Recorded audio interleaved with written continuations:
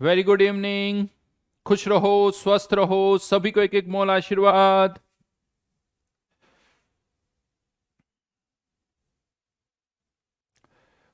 अब तो आ रही है आवाज, बिल्कुल बढ़िया, शानदार। तो अब क्या था डिस्कशन, क्या था लास्ट क्लास में, क्या दिया था मैंने? रियल गेसेस से कुछ, वो अभी हम बाद में डिस्कस करेंगे, बट था क्या वो कंफर्म कर लेते हैं रियल गेस का।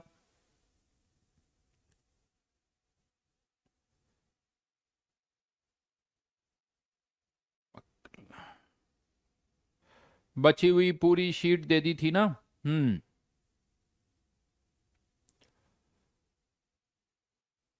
Remaining O2।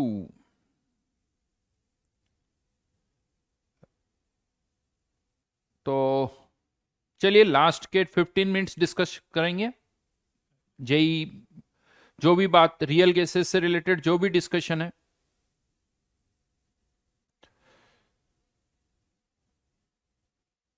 आई एम, तो रदरफोर्ड एटॉमिक मॉडल, राइट। और एनसीईआरटी भी रीड करने के लिए कहा था मैंने।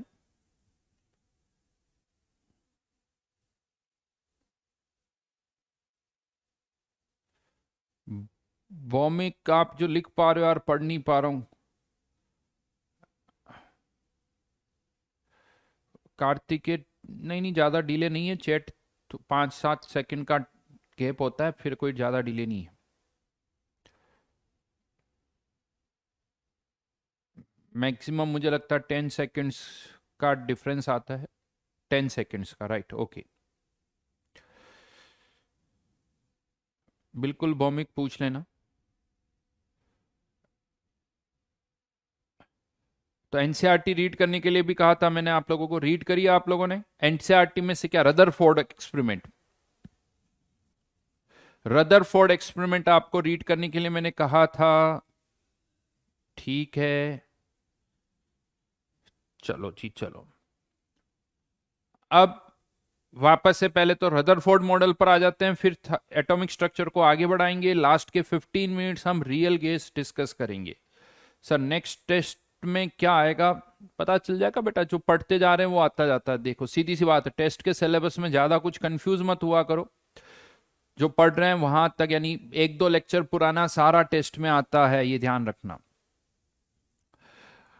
और एक दो मेरे पास छोटे छोटे वीडियोस हैं, चलो वो थोड़ा सा दिखा देता हूं मैं आपको।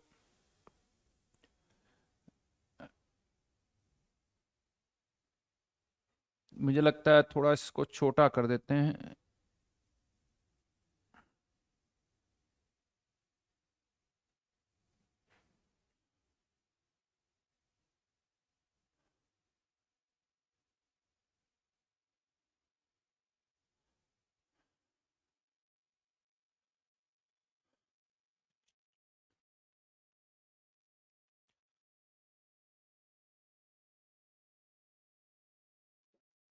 Alpha scattering experiment.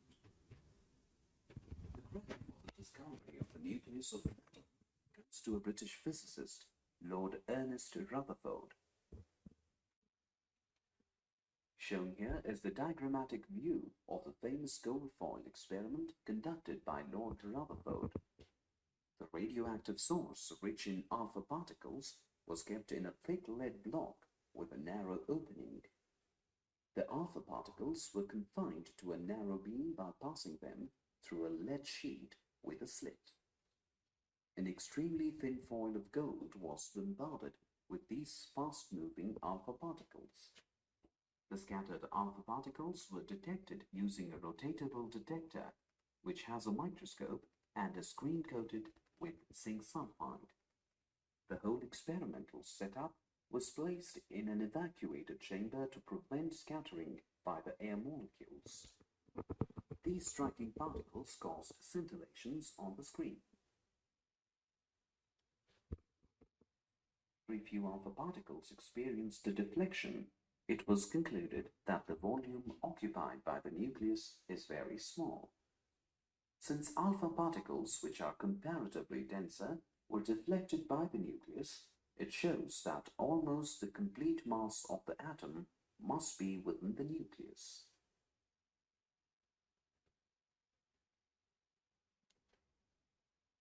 देखो बहुत ज्यादा कुछ है नहीं, छोटा सा पार्ट है, थोड़ा सा ना,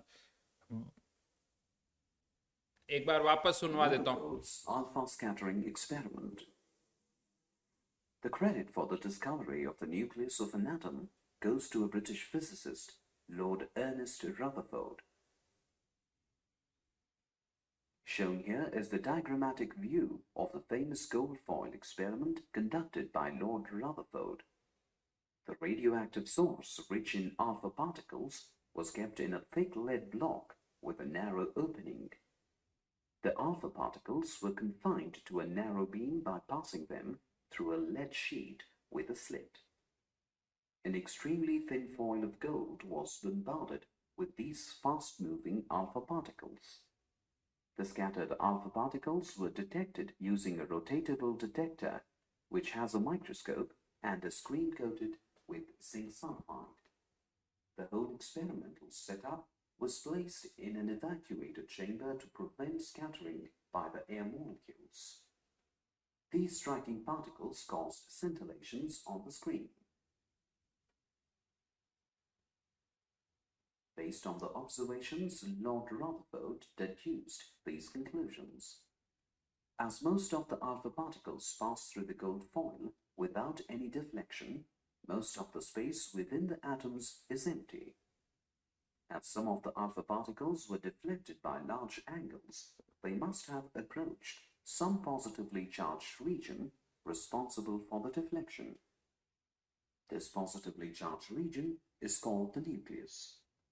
As very few alpha particles experienced the deflection, it was concluded that the volume occupied by the nucleus is very small. Since alpha particles, which are comparatively denser, were deflected by the nucleus, it shows that almost the complete mass of the atom must be within the nucleus.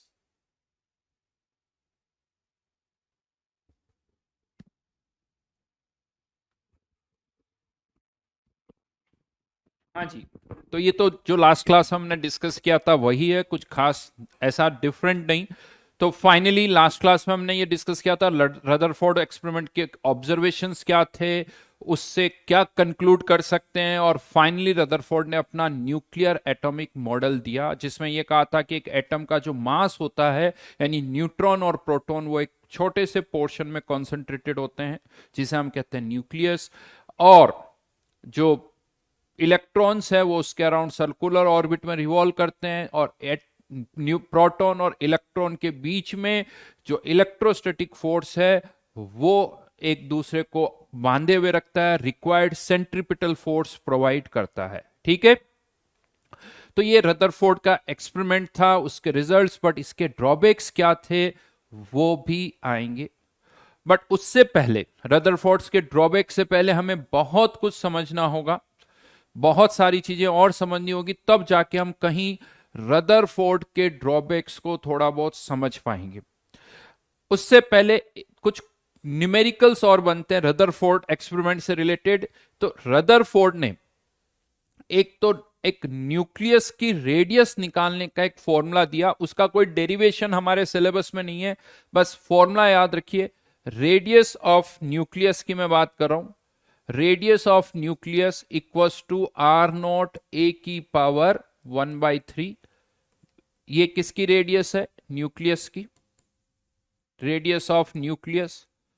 Are naught एक constant है जिसकी value है 1.33 into 10⁻⁻15 metre.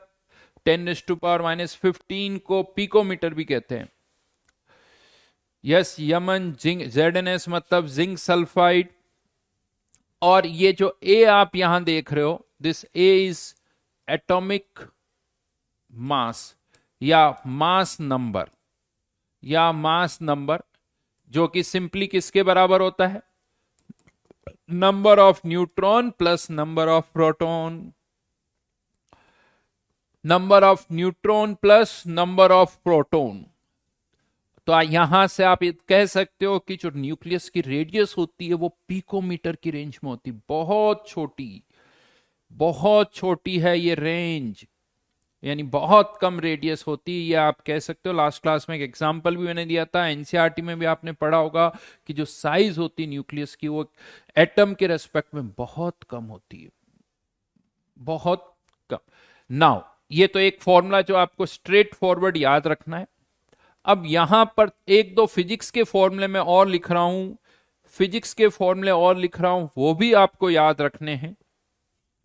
दो charge particle जो होते हैं, charge particle, अगर late से ये दो चार्ज पार्टिकल है, इस पर चार्ज है Q1, इस पर चार्ज है Q2, तो अकॉर्डिंग टू कूलॉम्स लॉ इन दोनों के बीच में एक फोर्स लगता है, इन दोनों के बीच में एक इलेक्ट्रोस्टैटिक फोर्स लगता है,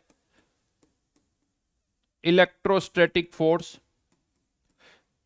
कोई भी चार्ज पार्टिकल है तो उनके बीच में इलेक्ट्रोस्टैटिक फोर्स लगेगा जिसका मैग्नीट्यूड जो है वो K Q1 Q2 अपॉन इनके बीच की डिस्टेंस का स्क्वायर, जहां Q1 Q2 ये क्या है, चार्ज ऑन पार्टिकल, R क्या है उनके बीच की डिस्टेंस, और ये K क्या है, K क्या है, और मैंने थोड़ा सा शायद यहां गलत बोल दिया वर्ड, 10⁻⁻15 को आई थिंक मैंने पीको बोल दिया, वो पीको नहीं फर्मी मीटर है।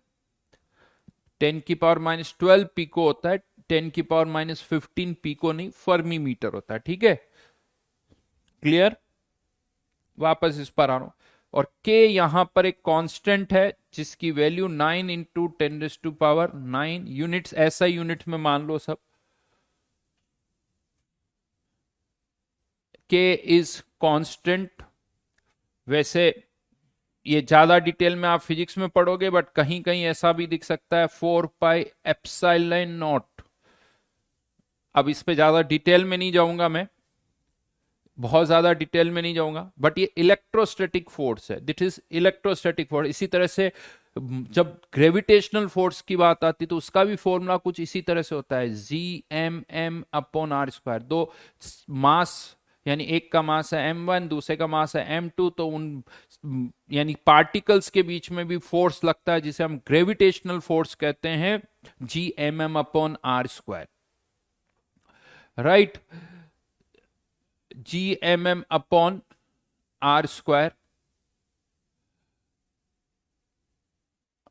क्या कमेंट आ रहे हैं बहुत ज्यादा स्पीड से?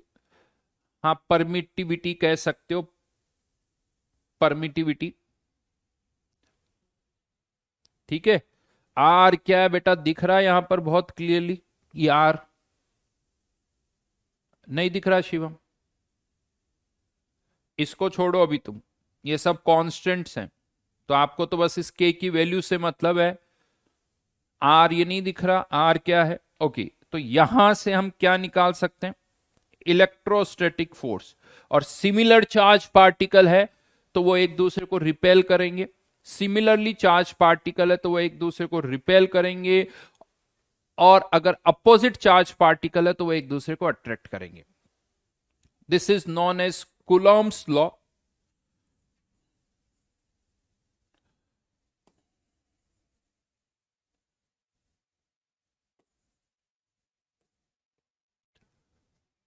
राइट, नाउ अब हम आगे बढ़ रहे हैं यहां पर। हाँ, ग्रेविटेशन जैसा ही फॉर्मूला है। देन इस पर रिलेटेड क्वेश्चन क्या आएंगे, इससे रिलेटेड क्वेश्चन क्या आएंगे उसकी मैं बात कर रहा हूं। तो यहां पर एक क्वेश्चन बनता है, distance of closest approach, distance of, अच्छा उस क्लोजेस्ट अप्रोच, एक फॉर्मूला और लिखेंगे यहां पर, एक फॉर्मूला यहां पर मैं और लिखूंगा। अगर दो चार्ज पार्टिकल जिनके बीच की डिस्टेंस, जैसे अभी पहले लिखा था वही वापस से लिखना है, Q1 Q2, अगर इनके बीच की डिस्टेंस r है तो एक टर्म और हम यहां डिफाइन करें, पोटेंशियल एनर्जी। पोटेंशियल एनर्जी, अगर कहीं पर भी कुछ फोर्स लग रहा है तो उसके कारण एक पोटेंशियल एनर्जी होगी, पोटेंशियल एनर्जी होगी। इलेक्ट्रोस्टैटिक फोर्स है तो electrostatic potential energy. Gravitational force है तो ग्रेविटेशनल पोटेंशियल एनर्जी। यहां अभी हम जो बात कर रहे हैं वो इलेक्ट्रोस्टैटिक पोटेंशियल एनर्जी की बात कर रहे हैं। तो जो इलेक्ट्रोस्टैटिक पोटेंशियल एनर्जी का फॉर्मूला होता है वो होता है K Q one Q two upon r. K Q one Q two upon r. Generally इस पोटेंशियल एनर्जी को हम यू से भी लिख देते हैं, कैपिटल यू से भी लिखा जाता है। और यानी दो फॉर्मूले हो गए। फोर्स का फॉर्मूला हमने क्या लिखा था, K Q one Q two upon R square. ध्यान रखना ये केवल मैग्नीट्यूड लिख रहा हूं मैं। पोटेंशियल एनर्जी प्लस में भी हो सकती है, पोटेंशियल एनर्जी माइनस में भी हो सकती है। फॉर सिमिलर चार्ज पार्टिकल्स, अगर दोनों चार्ज पार्टिकल सेम चार्ज वाले हैं, for similar charge particles potential energy जो होती है, पोटेंशियल एनर्जी पॉजिटिव। ऑब्वियसली बात है, इसका अपोजिट चार्ज पार्टिकल्स हुए तो पोटेंशियल एनर्जी क्या होगी, नेगेटिव। सिमिलरली चार्ज पार्टिकल है तो रिपल्शन का फोर्स होगा, अपोजिटली चार्ज पार्टिकल है तो वो एक दूसरे को अट्रैक्ट करेंगे। पोटेंशियल एनर्जी, फोर्स, इवन यहां पर मैं कभी कभी, अभी तो नहीं बट आगे चल के हमें एक फॉर्मूले की और जरूरत पड़ेगी। ये जो फोर्स होता है, फोर्स, इसको पोटेंशियल एनर्जी से भी रिलेट किया जा सकता है, which is minus D you upon D R. Minus plus sign केवल अभी इतनी इंपॉर्टेंस नहीं रखता हमारे लिए, वो इतनी इंपॉर्टेंस नहीं रखता है। मैग्नीट्यूड पर फोकस करो, क्योंकि जो माइनस और प्लस है ना, ये फिजिक्स में ज्यादा वेक्टर्स पर जब सोचते हो तब जरूरत पड़ती है। तो अभी ज्यादा फोकस किस पर करना, मैग्नीट्यूड पर। लेकिन हाँ, फोर्स और पोटेंशियल एनर्जी को रिलेट किया जा सकता है। Minus D you upon D R करोगे तो यहां से फोर्स की वैल्यू आ जाएगी। पोटेंशियल एनर्जी को आर के रेस्पेक्ट में डिफरेंशिएट करने पर हम फोर्स निकाल सकते हैं। अभी यूज नहीं करेंगे बट आगे कहीं हम इन फॉर्मूले को यूज करेंगे। तो तीन फॉर्मूले मैं अभी यहां पर आपको बता रहा हूं, 1, 2 और 3। ये ज्यादा डिटेल में आप फिजिक्स में पढ़ोगे, ध्यान रखना। और इस चीज को भी ध्यान रखना, पोटेंशियल एनर्जी प्लस होगी या माइनस होगी, ठीक है, प्लस होगी या माइनस होगी, वो सारी चीजें आगे आएगी। अब डिस्टेंस ऑफ क्लोजेस्ट अप्रोच क्या है, अब मैं उसकी बात करूंगा। डिस्टेंस ऑफ क्लोजेस्ट अप्रोच, जैसे आप एक पत्थर को फेंकते हो ना, आप एक पत्थर को एक पर्टिकुलर स्पीड से ऊपर फेंकते हो, एक काइनेटिक एनर्जी उसको देते हो, लेकिन जैसे जैसे पत्थर ऊपर जाता है उसकी स्पीड क्या होती, कम होती। क्यों कम होती, क्योंकि ग्रेविटी उसे नीचे खींच रही है। तो क्वेश्चन ये आता है कि जो आपने पत्थर को काइनेटिक एनर्जी दी वो कहां गई, क्योंकि पत्थर ऊपर जब फेंका तो उसकी काइनेटिक एनर्जी ज्यादा थी, धीरे धीरे कम हो रही है। तो हम ये कहते हैं कि जो पत्थर आपने ऊपर फेंका है उसकी काइनेटिक एनर्जी धीरे धीरे कम हो रही है। वो किस में कन्वर्ट हो रही है, पोटेंशियल एनर्जी में। जब उसकी काइनेटिक एनर्जी जीरो हो जाएगी तब मतलब वो पूरी किस में कन्वर्ट हो गई, पोटेंशियल एनर्जी में। तब वो मैक्सिमम हाइट पर होगा। वो पोटेंशियल एनर्जी कितनी होती है, mgh। ये mgh कौन सी पोटेंशियल एनर्जी है, ग्रेविटेशनल पोटेंशियल एनर्जी। इलेक्ट्रोस्टैटिक अलग है, फोर्स अलग, तो पोटेंशियल एनर्जी भी अलग। तो ग्रेविटेशनल पोटेंशियल एनर्जी, जिसका फॉर्मूला mgh आपको पता है। तो जैसे जैसे मॉलिक्यूल ऊपर जाएगा काइनेटिक एनर्जी कम होगी, पोटेंशियल एनर्जी बढ़ेगी। काइनेटिक कम, पोटेंशियल बढ़ेगी। एक टाइम आएगा kinetic zero, potential energy maximum हो जाएगी। उसके बाद वो पत्थर वापस नीचे गिरने लगेगा, और जब नीचे गिरेगा तो पोटेंशियल एनर्जी कम होगी, फिर से काइनेटिक एनर्जी बढ़ने लगेगी। पता है ये सबको, राइट। जब भी अगर अट्रैक्शन है, दो पार्टिकल्स, सुनना मेरी बात, दो पार्टिकल्स के बीच में अट्रैक्शन है, आप उन्हें दूर दूर लेके जा रहे हो, पोटेंशियल एनर्जी बढ़ेगी, पोटेंशियल एनर्जी बढ़ेगी। अगर अट्रैक्शन है, दूर दूर लेके जा रहे हो, पोटेंशियल एनर्जी बढ़ेगी। अर्थ और पत्थर के बीच में अट्रैक्शन है, वो दूर दूर जा रहे हैं, पोटेंशियल एनर्जी बढ़ेगी। अर्थ और पत्थर के बीच में अट्रैक्शन है, दूर दूर लेके जा रहे हो, पोटेंशियल एनर्जी बढ़ेगी। जब पोटेंशियल एनर्जी मैक्सिमम हो जाएगी, मतलब काइनेटिक एनर्जी जीरो, तो पोटेंशियल एनर्जी मैक्सिमम। नाउ यहां पर भी जो रदरफोर्ड का अल्फा पार्टिकल वाला एक्सपेरिमेंट था, उसमें क्या था, ये न्यूक्लियस है, और न्यूक्लियस के अंदर क्या होते हैं, प्रोटॉन्स। न्यूक्लियस में प्रोटॉन्स होते हैं। तो इस न्यूक्लियस पर पॉजिटिव चार्ज है। कितना पॉजिटिव चार्ज है? तो एक प्रोटॉन पर चार्ज कितना होता है? 1.6 इंटू 10⁻⁻19 कूलम्ब्स, राइट। तो यहां पर ये यूनिट कूलम्ब्स है, ध्यान रखना। तो यहां पर अगर मान लो ये किसी एलिमेंट का न्यूक्लियस है, उसका उस पर चार्ज कितना होगा? तो चार्ज उस पर कितना होगा? Z multiplied by e, Z multiplied by e, जहां पर Z क्या है? उसका एटॉमिक नंबर। Z क्या है? Atomic number.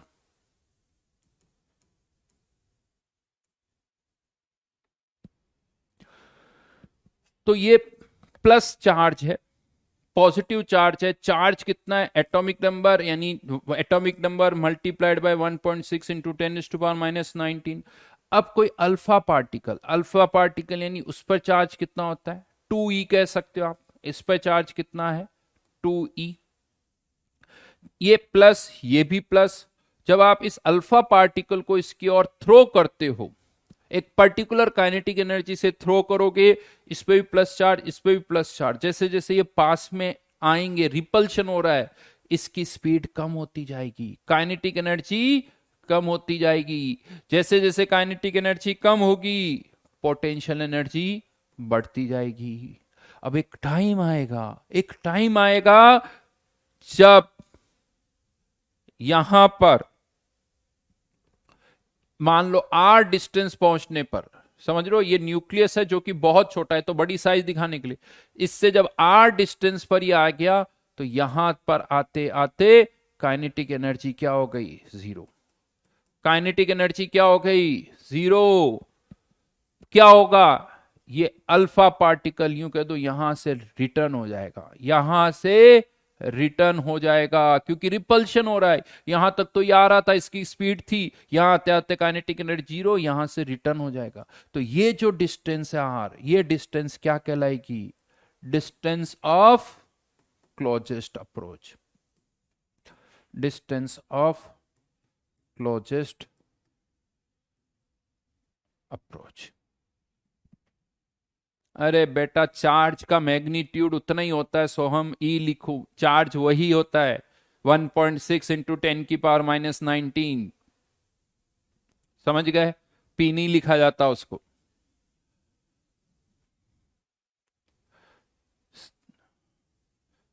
केवल लिखो तुम जो मैं बता रहा हूं। तो यहां पर मान लेते हैं ये जो हीलियम है, हीलियम, इसकी काइनेटिक एनर्जी इनिशियली, ध्यान रखना, initial kinetic energy, I stand for initially. ये काइनेटिक एनर्जी जब पूरी जीरो हो जाएगी, जीरो हो जाएगी, तो ये पूरी काइनेटिक एनर्जी किस में कन्वर्ट हो जाएगी? पोटेंशियल एनर्जी में। वो डिस्टेंस क्या होगी? काइनेटिक एनर्जी पूरी पोटेंशियल में जब कन्वर्ट हो जाएगी, मतलब किसके बराबर? के Q1 Q2 upon are. Kinetic, या चाहो तो नीचे लिख लो यहां पर, या तो इसी फॉर्मूले को लिख, काइनेटिक एनर्जी मतलब हाफ एम वी स्क्वायर। ये ध्यान रखना, कौन सी स्पीड है? इनिशियल स्पीड, इक्वल्स टू के Q1 Q2 upon R square. ऐसे कुछ कुछ क्वेश्चन आ जाते हैं, ज्यादा नहीं आएंगे देखो, क्योंकि फिजिक्स ज्यादा इन्वॉल्व है। अगर हमें इनिशियल काइनेटिक एनर्जी पता है या इनिशियल स्पीड पता है, तो यहां से हम आर फाइंड आउट कर सकते हैं। यहां पर ये मैं बता दूं, ये Q1 किस पर चार्ज है? Q1 अल्फा पार्टिकल पर चार्ज, यानी 2 इंटू ई। Q2 किस पर चार्ज है? Q2 किस पर चार्ज है? इस न्यूक्लियस पर, जो कि क्या हो जाएगा? Z इंटू ई। गोल्ड का है तो गोल्ड का एटॉमिक नंबर, सिल्वर है तो सिल्वर का एटॉमिक नंबर। सब डायग्राम में दे रखा बेटा, कौन सी चीज क्या लिखी हुई, सब यहां लिखी हुई है, देखो ढंग से सब दिखेगा, पूछने से कोई मत नहीं। सॉरी, यहां मैंने, या पोटेंशियल एनर्जी में केवल आर आएगा, पोटेंशियल एनर्जी के फॉर्मूले में यहां केवल आर होगा। बिल्कुल ठीक है। हाँ, ऐसे जरूर बता दिया करो, ये गड़बड़ गड़बड़ लिख दी। Q1 की वैल्यू, क्योंकि अल्फा पार्टिकल पर चार्ज, Q2 की वैल्यू, K की वैल्यू, M पता, यानी v पता है तो r निकाल सकते हो। इस r को हम बोलेंगे डिस्टेंस ऑफ क्लोजेस्ट अप्रोच, यानी इतना पास में वो अल्फा पार्टिकल है। जैसे आपने कहा ना पत्थर कितना ऊपर जाएगा, यहां पर आप ये निकाल सकते हो कि वो पार्टिकल कितना पास आ जाएगा। अरे बेटा ई की वैल्यू ये लिखी हुई है यार, क्यों थोड़ा सा भी दिमाग चलाने के लिए रोक रखा है अपने दिमाग को? स्टोर मत करो, जंग लग जाएगी उस पर। हाँ, तो उसको थोड़ा यूज करो।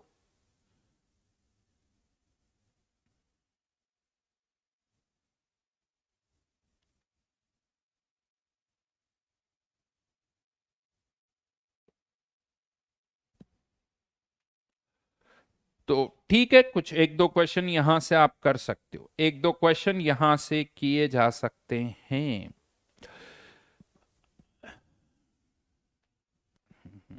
कोई कह रहा नहीं सर अनयूज्ड ब्रेन महंगा बिकेगा, ऐसा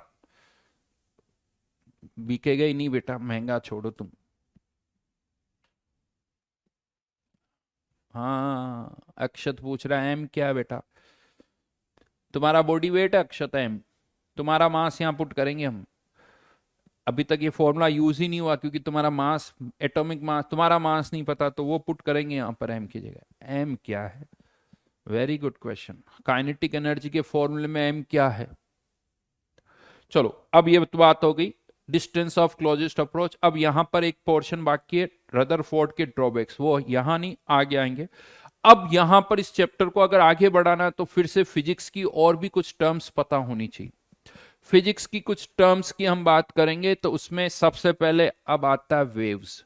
देखो फिजिक्स में ये पूरा चैप्टर है, केमिस्ट्री में छोटा सा पोर्शन ही है, बट जो भी टर्म्स मैं यूज करूंगा वो हमें यहां पर पता होनी चाहिए। तो वेव्स से रिलेटेड वर्ड सभी को पता है, वेव, राइट।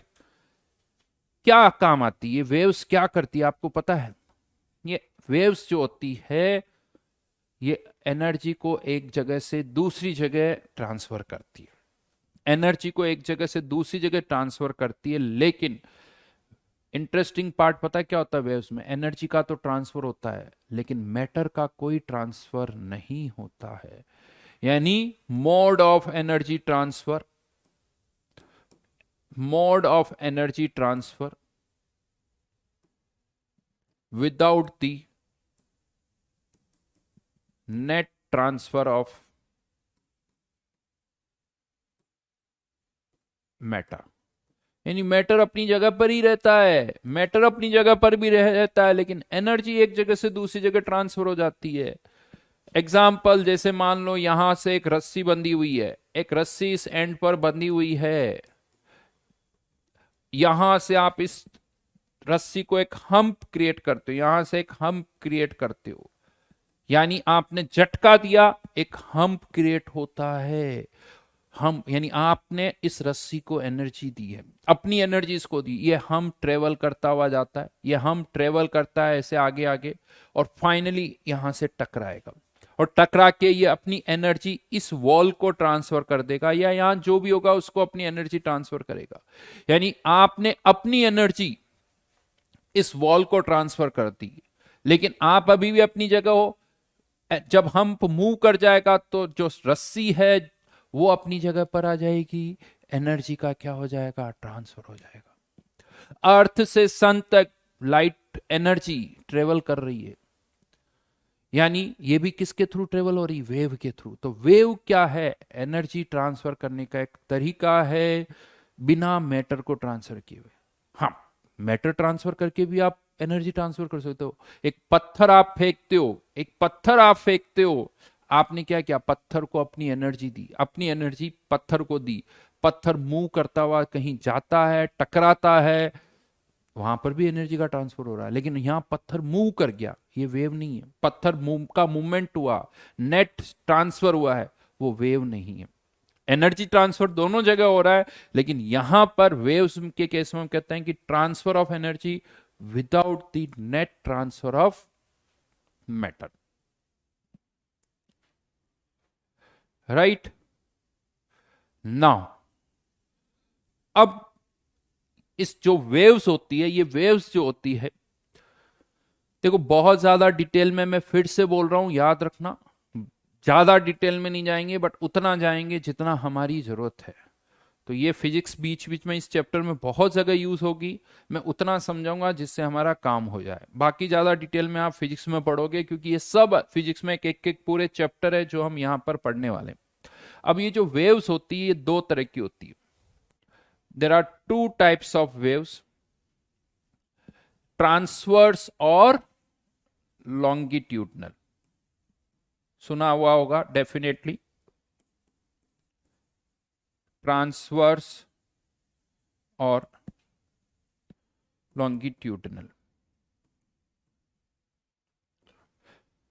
नॉर्मली मैं ये कह दूं, जो वाटर वेव्स है, पहले एग्जांपल लिख देते हैं। वाटर वेव्स, स्ट्रिंग वेव, रस्सी वाली जो वेव है, ये सब क्या है? ट्रांसवर्स है। इवन लाइट भी उसी तरह से है, लाइट एनर्जी जो सब। लॉन्गिट्यूडनल का एग्जांपल साउंड वेव, लॉन्गिट्यूडनल का एग्जांपल साउंड वेव है। डिफरेंस क्या है ट्रांसवर्स और लॉन्गिट्यूडनल में? पता है आप लोगों को?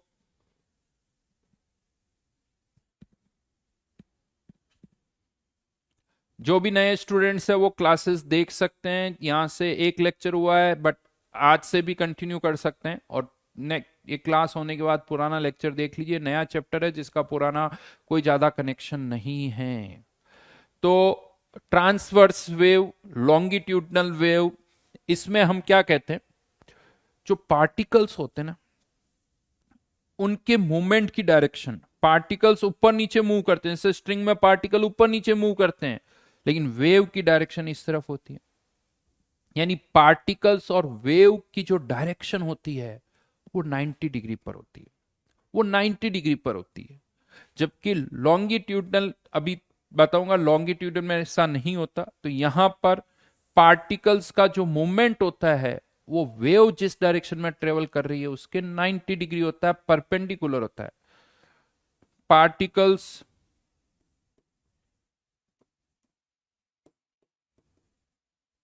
Move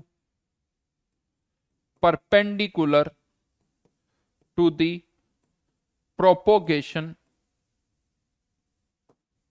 to the wave propagation. Wave propagation मतलब वेव जिस डायरेक्शन में मूव कर रही है उसके 90 डिग्री पर। जबकि यहां पर सेम डायरेक्शन में मूव करते हैं, particles move in the same direction as that of wave, as that of wave. इसको थोड़ा इमेजिन करना मुश्किल है, ये आसान है। ये तो स्ट्रिंग वेव का आप एग्जांपल ले सकते हो, जैसे पार्टिकल्स ऊपर नीचे होते हैं तो वो बड़ा आसान है। बट ये साउंड वेव्स, आपको पता है जब आप बोलते हो, अगर वैक्यूम हो तो आपकी आवाज सामने नहीं जाएगी। अगर वैक्यूम है तो आप जो बोल रहे हो वो सामने वाले को नहीं सुनाई देने वाला है। क्यों? क्योंकि ये जो एयर के पार्टिकल्स होते हैं, आप जब बोलते हो तो ये एयर के पार्टिकल्स आगे पीछे जाते हैं, ये नहीं, ये यहां से जाते हैं, आगे वाले पार्टिकल से टकराते हैं, फिर वो आगे वाले पार्टिकल से टकराता है। तो इस तरह से इन एयर के पार्टिकल्स का